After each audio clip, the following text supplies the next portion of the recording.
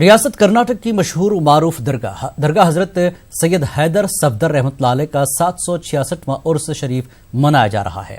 اس موقع پر کولار ضلع کا ملبہ گل شہر نورانی روحانی چادر اوڑھ کر ایران سے آئے اس بزرگ کی یاد منا رہا ہے۔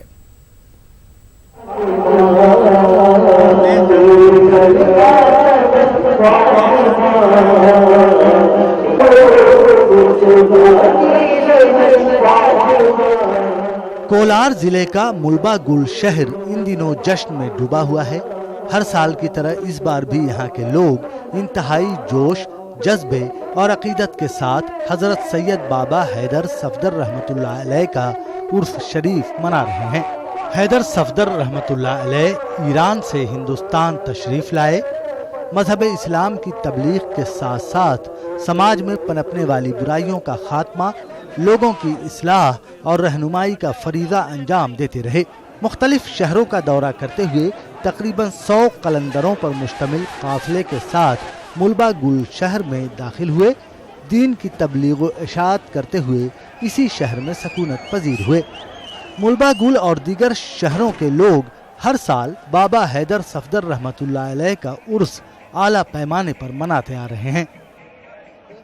یہ حیدر صفدر بابو ناتھ ایران سے آئے ہیں۔ یہاں کے ان کے خاندان پورا بادشاہوں کا خاندان، یہ شہزادے ہیں وہاں کے۔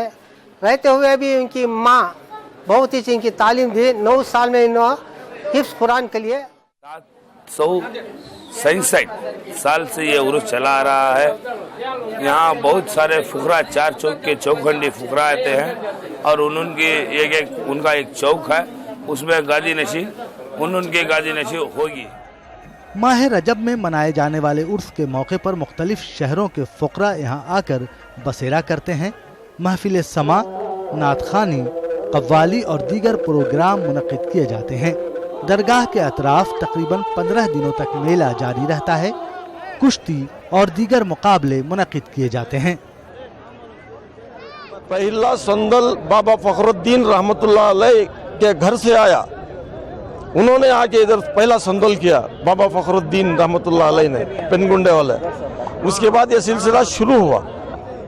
تبھی سے اکھاڑا اور یہ کشتوں کا دنگل اسی وقت سے چالو ہے اور قیامت کی صبح تک انشاءاللہ چلتا رہے گا۔ حیدر صفدر رحمۃ اللہ علیہ کی درگاہ عقیدت اور محبت کا مرکز بنی ہوئی ہے۔ اس علاقے میں ہندو مسلم اتحاد، مذہبی رواداری اور بھائی چارگی کو پروان چڑھا رہی ہے۔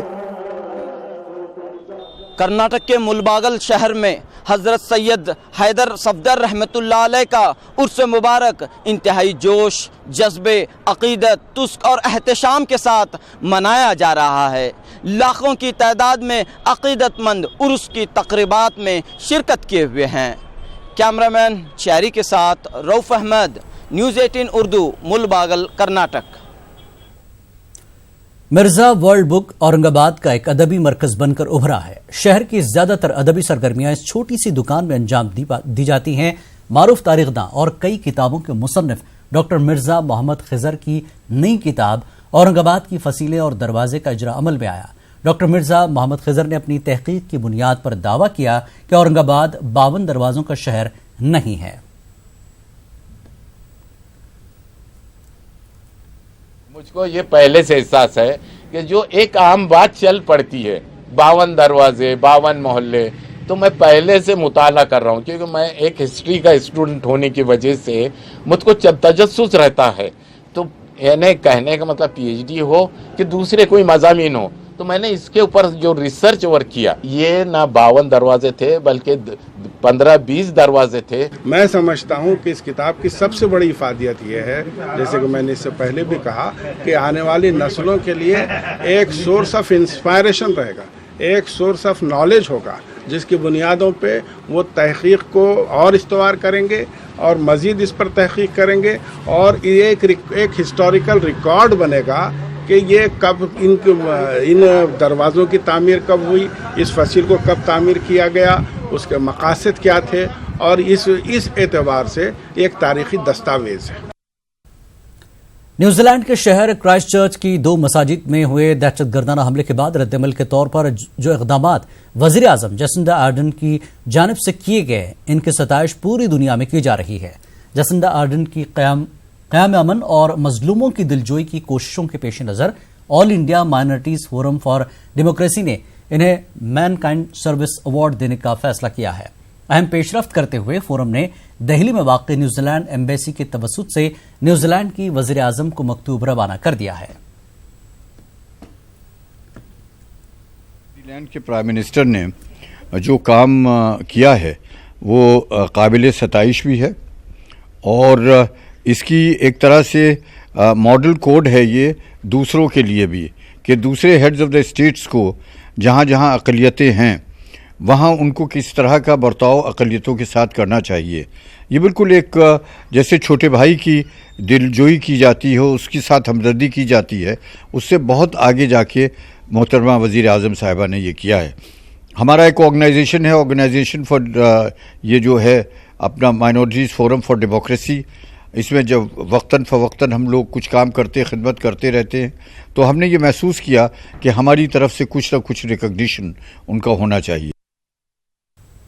شاہ رخ خان نے آج کولکتہ میں وزیر اعلیٰ ممتا بنرجی سے ملاقات کی۔ کولکتہ کے ایڈن گارڈن میں گزشتہ روز ہوئے IPL کے پہلے میچ میں جیت سے شروعات کرتے ہوئے شاہ رخ خان کی ٹیم کولکتہ نائٹ رائڈرز کی کل بھی میدان میں اترے گی۔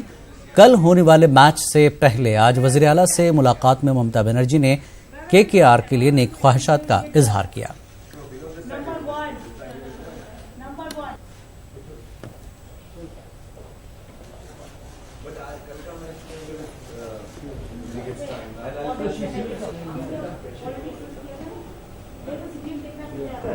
And I hope that this